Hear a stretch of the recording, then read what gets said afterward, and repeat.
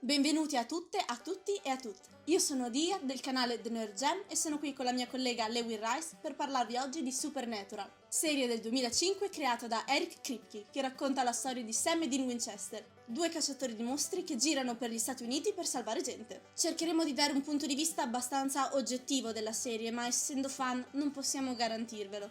Ovviamente, allarme spoiler. La serie è troppo lunga per evitare di parlare di personaggi o dettagli generali di trama e soprattutto la nostra analisi sarà abbastanza approfondita, quindi godetevi la visione e iniziamo. Sam e Dean.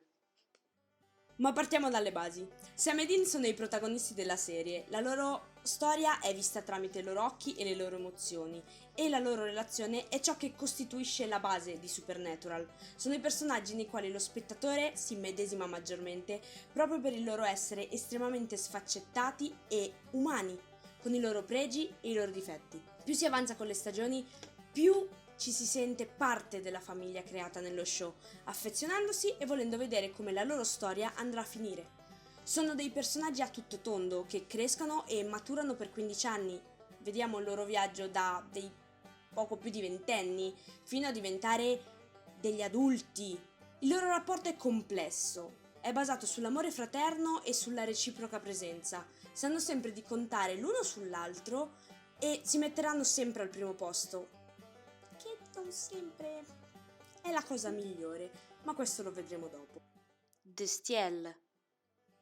Nella quarta stagione arriva lui, Castiel, l'angelo del Signore, colui che ha afferrato Dean salvandolo dalla perdizione e con lui salvando per sempre il futuro della serie. L'incredibile chimica che si instaura tra i personaggi di Dean e Castiel diventa il secondo punto focale di Supernatural. L'angelo dà nuova vita alle dinamiche preesistenti, portando cambiamenti importanti sia per la trama che per le vite dei due fratelli, soprattutto per quanto riguarda Dean, con il quale sviluppa una relazione molto intensa, sempre in bilico tra amicizia e romanticismo. La loro storia si sviluppa lentamente per 12 stagioni, nelle quali Castiel comprende cosa significa amare ed essere amate, e Dean impara che anche lui è degno dell'amore di qualcuno. Castiel è l'unica entità che riesce ad avvicinarsi abbastanza ai Winchester da essersi guadagnato la loro fiducia e un posto all'interno della loro famiglia. Per quanto riguarda la Destiel o Cas Dean, Dean Cas, fate vobis, ci sono molte altre cose da dire, ma non mi dilungherò ulteriormente perché ci sarà un video dedicato. Cattivi e secondari. Altro grande punto di forza della serie sono i cattivi e i personaggi secondari. Come sempre ci sono quelli più o meno riusciti, ma noi ci focalizzeremo sui primi.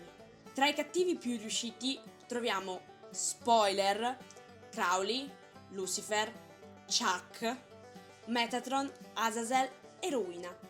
Tutti caratterizzati dal fatto che rientrano in una zona grigia a livello morale, non sapendo mai se tale personaggio possa rappresentare una minaccia o un inaspettato alleato. Alcuni di loro vorresti prenderli a pugni perennemente, tipo Metatron o Azazel che... Altri invece li picchieresti ugualmente, ma non puoi fare a meno di amarli, come Crowley, oppure Rowena. Per quanto riguarda invece i personaggi secondari, tutti quelli che rientreranno a far parte della famiglia allargata dei Winchester porteranno all'interno di Supernatural un'ottica diversa e molto spesso saranno amori a prima vista portatori sani di fandom, dando diversità e aggiungendo un punto di vista particolare a volte. Tra più amati abbiamo sicuramente Charlie, Garth, Kevin, Jodie, Donna, Bobby, Eileen e molti altri in realtà, ma non possiamo elencarli tutti, se no il video sarebbe infinito. Dinamiche relazionali. Ogni personaggio nominato ha un rapporto unico e differente con i Winchester e le dinamiche che si creano sono una gioia per gli occhi. Il rapporto fraterno con Charlie, l'amore e odio nei confronti di Crowley, il rapporto genitore-figlio prima con Claire e poi con Jack. Potrei stare ore a spiegare quanto ogni persona sia un tassello importante nella creazione di quella famiglia e per la crescita dei personaggi principali. Poter comprendere la loro complessità, capire il perché quando si inizia a guardare Supernatural sia così difficile poi abbandonarlo. È proprio grazie a quei legami instaurati che i personaggi guadagnano umanità, facendoti interessare così tanto alle loro vite. Perfino il rapporto con John e Mary, anche se tossico, aumenta l'empatia nei confronti dei protagonisti, facendoceli apprezzare sempre di più. Fidelizzazione.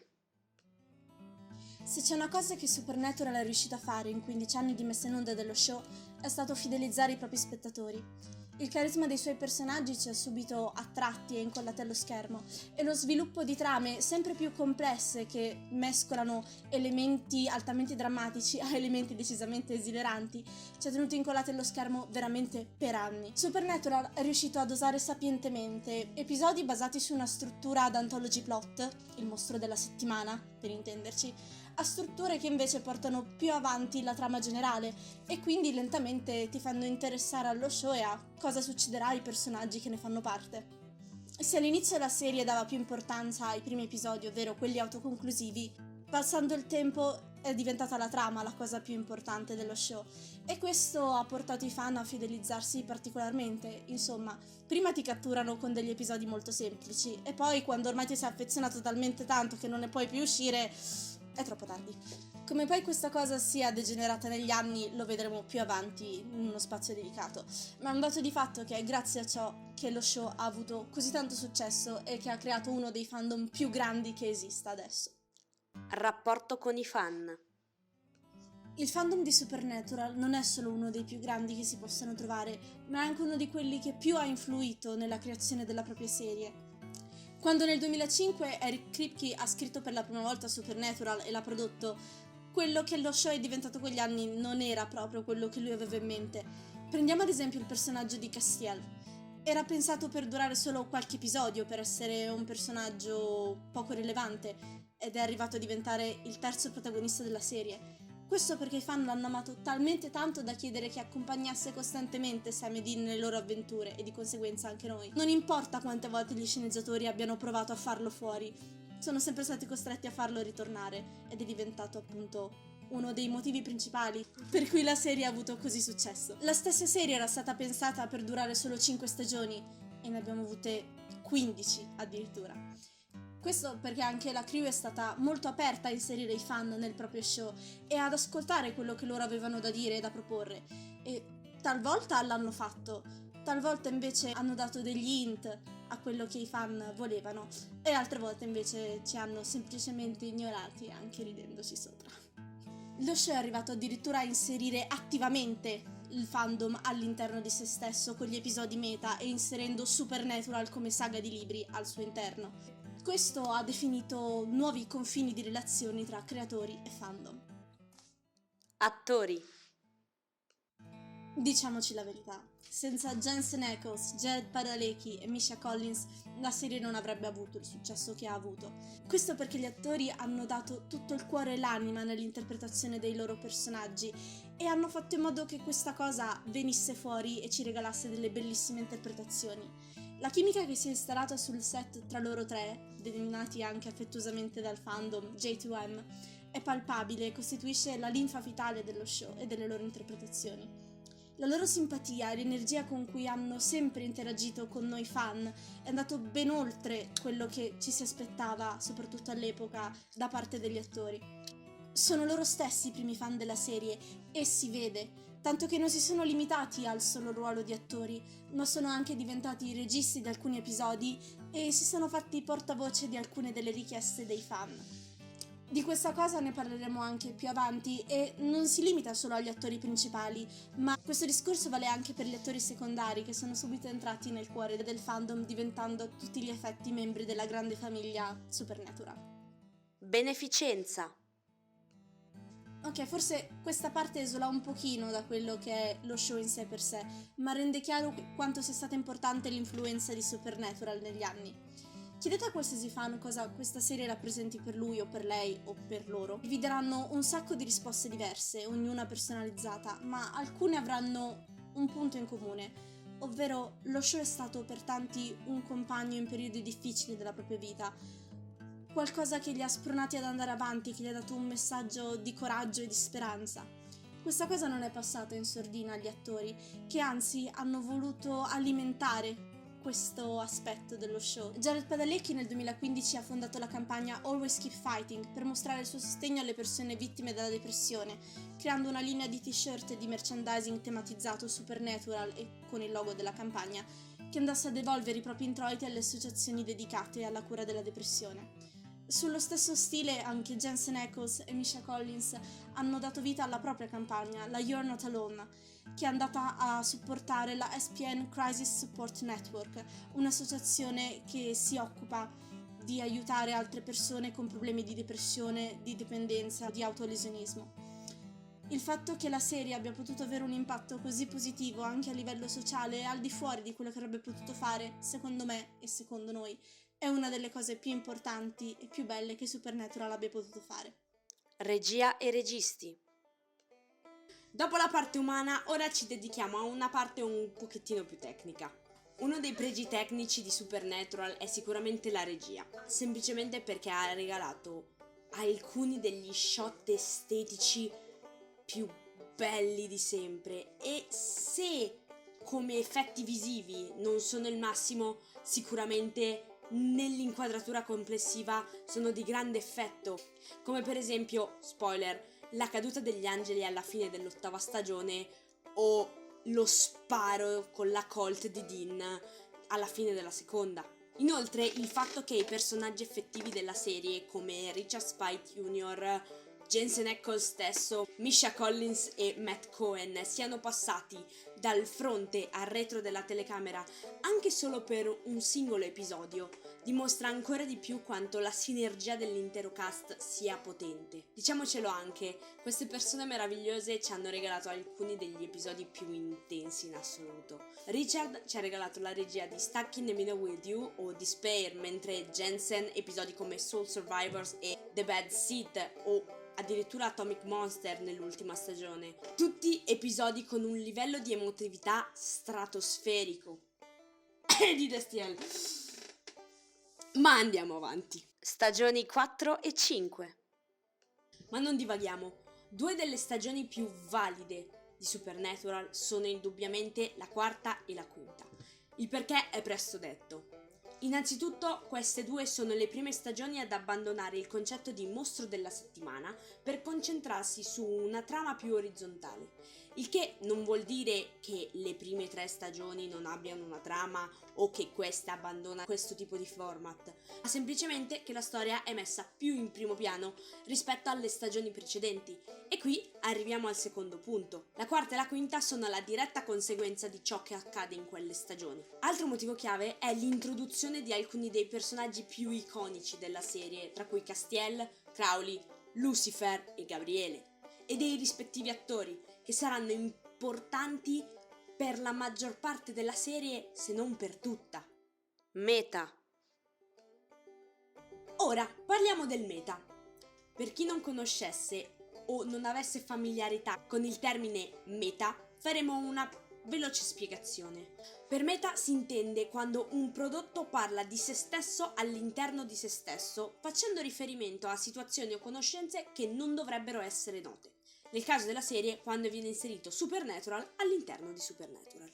Infatti, con l'episodio The Monster at the End of This Book, vengono inseriti all'interno della serie i libri che raccontano la storia di Sam e di Winchester, e dei quali esistono convention, forum e praticamente tutto quello che riguarda il fandom, perfino un musical. Altri episodi meta catapultano i nostri protagonisti all'interno di realtà alternative dove sono inseriti in serie TV o cartoni, o addirittura dove loro sono inseriti nel mondo in cui sono gli attori che recitano nella serie. Praticamente hanno fatto un lavoro della Madonna quei due ragazzi, perché dovevano essere Jensen e Jared che interpretavano Dean e Sam, che interpretavano Jensen e Jared che dovevano interpretare Sam e Dean. È stato bellissimo vedere tutto questo. Menzione d'onore per Misha Collins, che ha mandato un bellissimo tweet dicendo Hola, Misha amigos. Gli episodi meta sono quelli più divertenti e apprezzati dal fandom, e spesso sono il mezzo per dare un po' di respiro e leggerezza alla serie, che potrebbe risultare troppo pesante e seriosa. Comicità. La parte del meta, oltre ad essere un grande punto a favore, si inserisce ulteriormente nel contesto più grande della comicità. Come detto prima, gli episodi meta sono alcuni dei più divertenti di tutto Supernatural, ma non sono l'unica fonte di risate. Sicuramente i personaggi di Gabriel e Charlie hanno fatto il loro dovere. Il primo grazie ai siparietti osè tipici del soggetto, l'altra grazie all'inserimento di elementi nerd particolari come una fiera di gioco di ruolo in costume o alla sua capacità di mettere in imbarazzo Dean, il suo essere apertamente LGBT e quindi hey gay panic! Senza dimenticarci dei personaggi di Crowley e Rowena che con la loro forte ironia e spiccato sarcasmo riescono sempre a strappare una risatina sotto i baffi, sia allo spettatore che a volte anche addirittura ai personaggi. Infine, come dimenticare le gag sul cibo tra Sam e Dean. Sam, vegetariano convinto, Dean che si ritiene da solo, autonominandosi l'uomo della carne. Ultimo, ma non meno importante, Castiel, che con la sua mancanza di conoscenze della cultura pop ha fatto della frase I don't get the reference, ovvero non conosco il riferimento, la sua vita, praticamente. E ogni nuova cosa che scopre la studia cercando di capirne il motivo per cui agli umani piace, non sempre riuscendoci e spesso e volentieri fraintendendo. Tutti quelli che hanno visto Supernatural si ricordano il fattorino delle pizze. Effetti speciali. Ora che abbiamo finito di parlare delle numerose qualità di Supernatural, è arrivato il momento di parlare dei difetti. E oh boy, se ce ne sono di difetti in questa serie! E cominciamo dalla cosa più semplice, gli effetti speciali. Diciamocelo, gli effetti di Supernatural sono veramente brutti. Certo, non il peggio che si sia visto in TV, Merlin, ma comunque decisamente scarsi. E se all'inizio si poteva anche scusare, dopo tutto era il 2005, andando avanti uno pensa che si dovrebbero investire un po' più soldi nel comparto VFX. Soprattutto dato che Supernatural è una serie a stampo horror e a maggior ragione se i mostri di cui ti dovresti occupare sono i mostri principali della determinata stagione. Qualsiasi riferimento ai Leviatani è puramente casuale, lo giuro. Insomma, tra terribili combattimenti aerei e fiamme in CGI credibili quanto l'eterosessualità di Dean Winchester, gli effetti speciali sono decisamente una delle parti peggiori della serie. Quantomeno non ne viene fatto un uso spropositato e alcune cose sono anche divertenti da guardare nel trash, o sono solo io a pensarlo. Stagioni 12, 13 e 14. Se la quarta e la quinta stagione sono le migliori della serie o come tali vengono considerate, le peggiori sono decisamente la 12, la 13 e la 14. E se il tuo meglio si trova all'inizio e il tuo peggio alla fine, decisamente come serie hai avuto qualche problema. Supernatural soffre della tipica struttura alla Dragon Ball, per cui i nostri protagonisti devono affrontare cattivi sempre un pochino più forti del precedente fino ad arrivare al boss finale. Il problema è che se nell'11ª stagione hai avuto come cattivo, spoiler, la dannatissima oscurità e per ovvie ragioni vuoi lasciarti Dio come cattivo finale, sì, è strano da dirlo, ma è così. Beh, cosa ti puoi inventare nelle successive stagioni? Semplicemente i cattivi non funzionano o sono strutturati male e sono usati per allungare il brodo all'inverosimile. La stagione 12 e 13 sono semplicemente noiose e ripetono lo stesso pattern delle vecchie. La 14ª invece è stata proprio concepita male. Si vede che nella fase di scrittura della 14ª vi è stato annunciato che la 15 sarebbe stata la loro ultima stagione e per questo hanno dovuto affrettare le cose per arrivare al punto che avevano già prestabilito. L'unico lato positivo di questi ultimi archi narrativi è stata l'introduzione del personaggio di Jack, che un po' come era stato per Castiel nella quarta stagione, aggiunge delle dinamiche interessanti, facendo diventare il nostro trio un bel quartetto anche abbastanza improbabile e divertente. E non possiamo che adorare il nuovo nucleo familiare formato da genitore 1, genitore 2, genitore 3 e figlio adottivo. In pratica è Steven Universe. Troppe stagioni. Questo punto si ricollega direttamente al precedente, ovvero Supernatural decisamente troppe. troppe stagioni. Come già detto, il piano originario era di strutturare la serie su 5 stagioni e poi invece la popolarità dello show l'ha portato ad averne addirittura altre 10.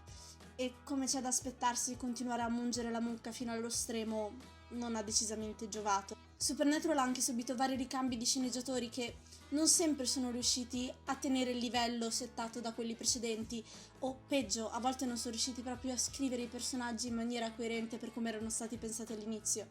Sembra quasi che i protagonisti non imparino mai dalle proprie azioni e che continuino a ricadere negli stessi errori in un loop che è durato veramente per anni. Se la popolarità della serie e il suo grande successo non avessero spinto i produttori a continuarla all'infinito, Supernatural ne avrebbe decisamente giovato. Sceneggiatura. Come vi ha appena detto Dia, la sceneggiatura è uno dei più grandi difetti di Supernatural. Se infatti, fermandosi alla quinta stagione, ci si ritrova con una trama, magari non delle più fuori di testa, ma interessante e abbastanza coerente con se stessa, l'avanzare delle stagioni si può rappresentare con uno scivolo a spirale. Ovvero si va sempre più in basso, continuando a girare, pensando, ma questa cosa l'ho già vista? Il fatto è che le idee avute non sono nemmeno tanto male, ma il problema è che o hanno una temporalità insensata, vedi il passaggio dalla stagione 11 alla stagione 12 detto da Dia prima, oppure è un proporre nuove idee ma per poi ritornare sempre agli stessi personaggi, ma soprattutto attori in realtà, che sono gli unici che continuano a funzionare in qualsiasi contesto. E qui si arriva a un altro problema legato alla sceneggiatura, ovvero Vite infinite. è noto a tutti coloro che bazzicano un pochettino l'ambiente della serialità televisiva che i Winchester sono il nuovo Gesù. Solo che, a differenza di questo, loro per resuscitare o impiegano neanche 3 giorni, in realtà di solito impiegano 3 ore, oppure ci mettono dei mesi!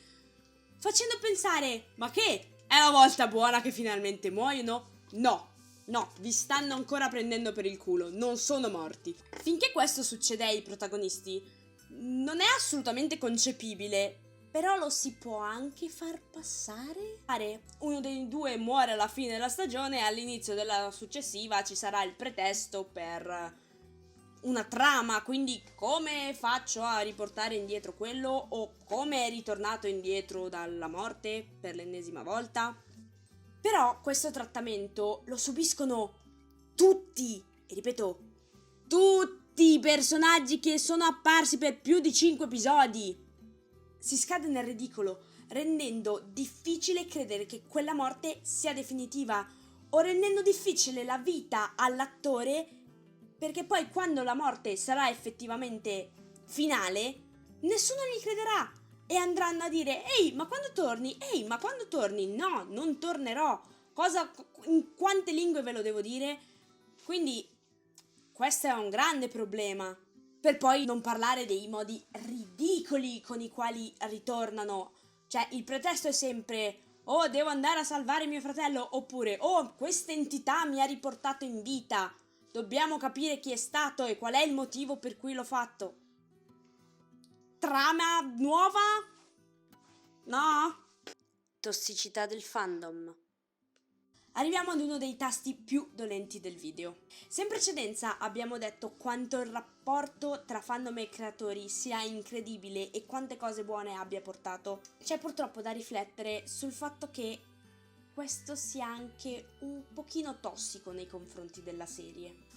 Supernatural è durato 15 stagioni solo grazie ai fan che hanno sempre insistito per continuare a oltranza e gli attori disposti a farlo, che probabilmente avrebbero continuato anche per altri 5 o 6 anni successivi se la 15ª non fosse stata dichiarata la stagione finale. Basti vedere le affermazioni di Jensen, che dopo pochi mesi dalla fine ha già affermato che sarebbe felice di riprendere il suo ruolo di Dean Winchester in un futuro.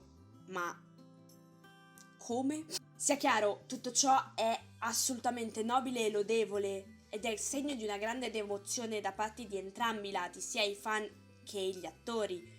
Però si creano dei grandi problemi. Prima di tutti la sceneggiatura che abbiamo spiegato prima, dove rischi solo di tirare cose campate per aria. E secondo, per tutti quei neofiti che vorrebbero vedere la serie perché è una cosa che potrebbe interessargli, ma si trovano uno scoglio di 15 stagioni, ognuna da 20-23 episodi. Se non si ha una grande passione per le serie TV o non si è completamente pazzi, si abbandona il pensiero già prima di iniziare la visione, purtroppo. Rappresentazione problematica. Supernatural è una serie problematica e su questo non ci sono dubbi. Quando lo show è cominciato nel 2005 era purtroppo normale che l'unica rappresentazione che avessimo sullo schermo fosse quella del maschio bianco, cis, eterosessuale, e fortunatamente ci siamo evoluti molto da quel modello, ma purtroppo Supernatural non sempre è riuscito a stare al passo con i tempi, anzi.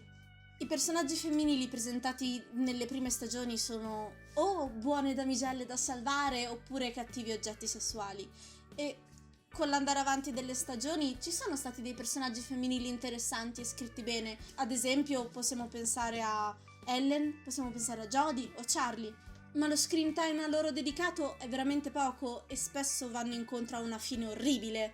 Spoiler: povera Charlie! Veramente doveva andare via così? O pensiamo anche a Mary, come è stata strumentalizzata semplicemente per essere un elemento di dolore da strappare ai Winchester, solo nel momento in cui la trama l'avrebbe richiesto. Inoltre i personaggi non caucasici presenti nella serie sono pochissimi, si possono contare sulle dita di una mano, e la maggior parte di questi sono stati antagonisti oppure sono stati uccisi. Decisamente quello che non ci si aspetterebbe da una serie che è andata avanti fino al 2020. E ancora meno sono i personaggi apertamente LGBT della serie.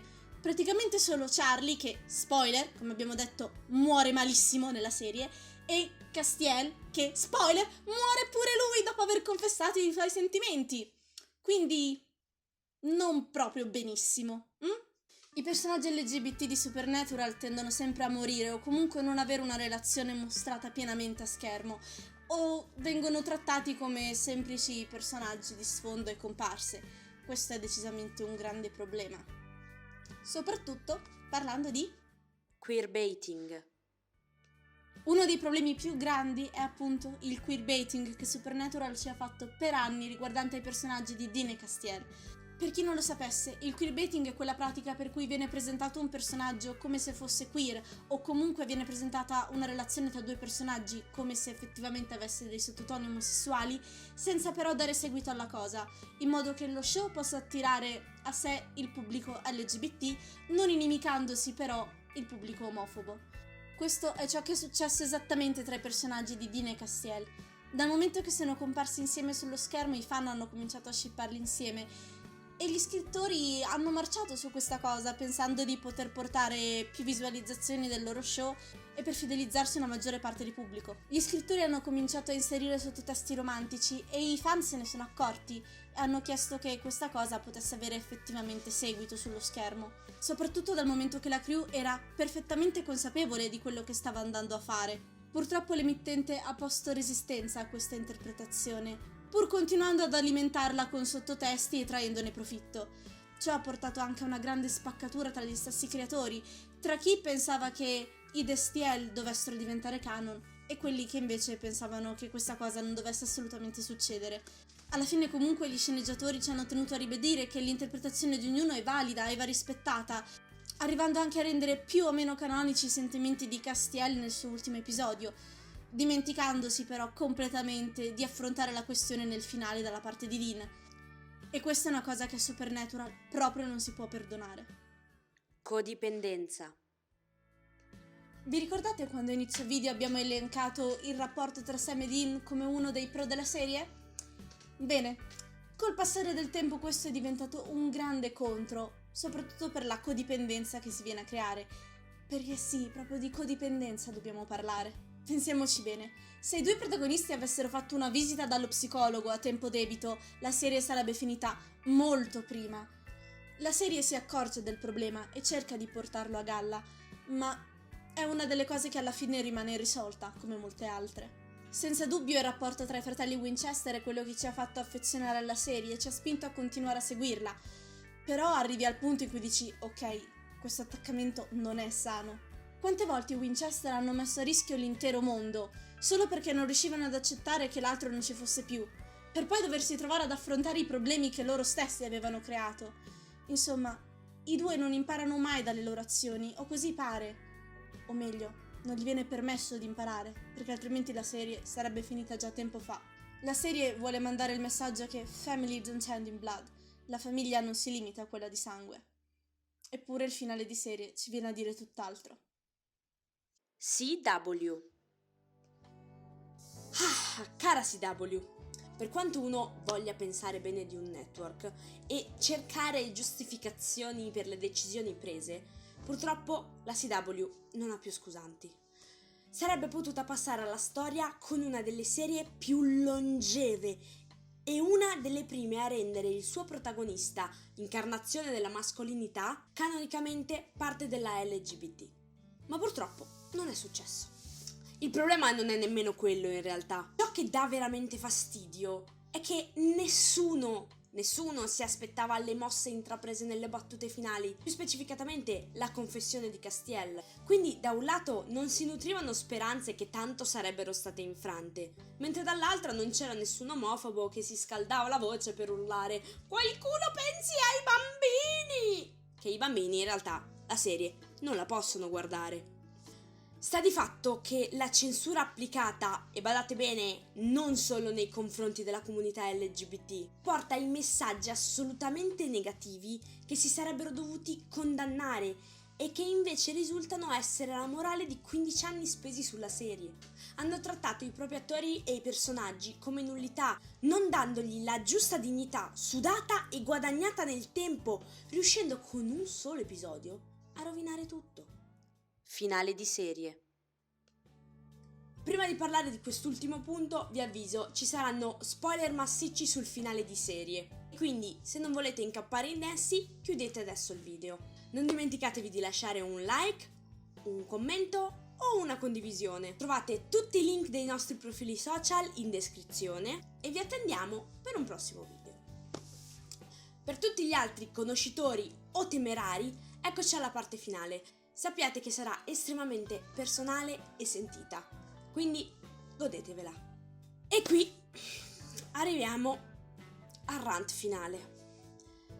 C'è da spezzare una lancia in favore degli scrittori. Le aspettative riposte in questo finale erano un macigno non indifferente da portare, e di questo bisogna darne atto. L'episodio in sé per sé non è neanche scritto o interpretato male, anzi, ma il problema è che la prima metà potrebbe benissimo essere un episodio estrapolato da una qualsiasi stagione, mentre la seconda metà è inconcepibile per il finale di una serie che è durata 15 anni. La conclusione dello show è tutto il contrario di quello che lo show stesso ha sempre detto. I personaggi di Sam, ma soprattutto di Dean, non hanno chiuso le questioni in sospeso aperte durante l'episodio precedente. Non si parla quindi di cose vecchie, ma di cose fresche che avrebbero dovuto colpire i personaggi in maniera forte.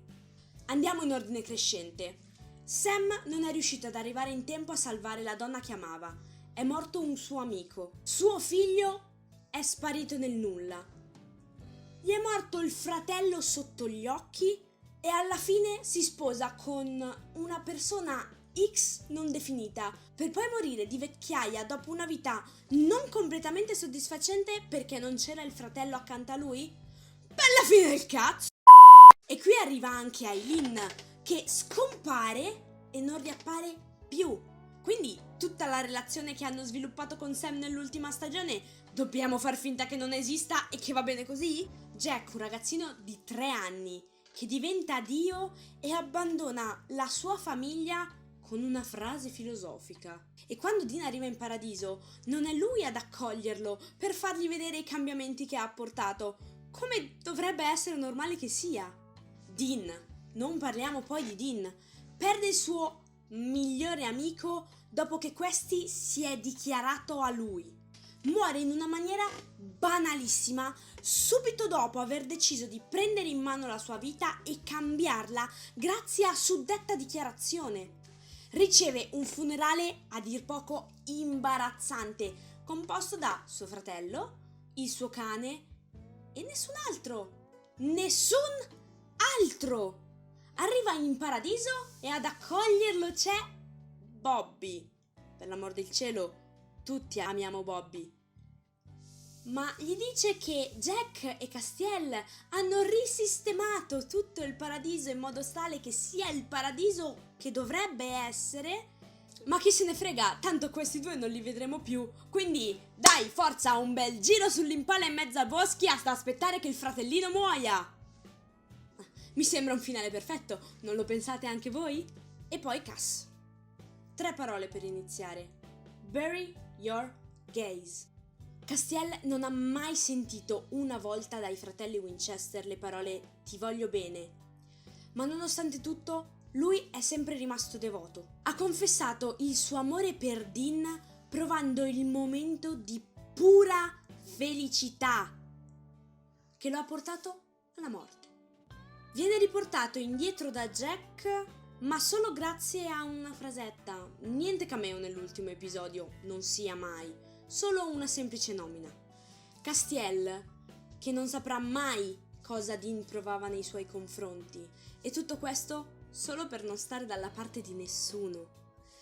Complimenti CW, tu sì che hai avuto le palle di concludere le storie che hai aperto.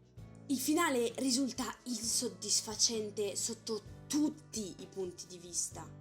Hanno perfino riportato indietro un personaggio che nessuno ricordava e di cui nessuno sentiva la mancanza. E non potevate riportare Castiel?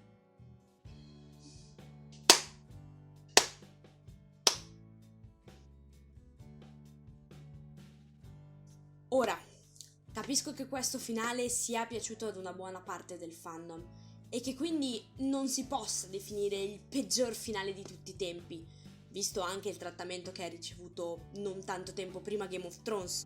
Supernatural passerà alla storia come una delle serie più longeve della TV, ma sarebbe potuta essere molto, molto di più.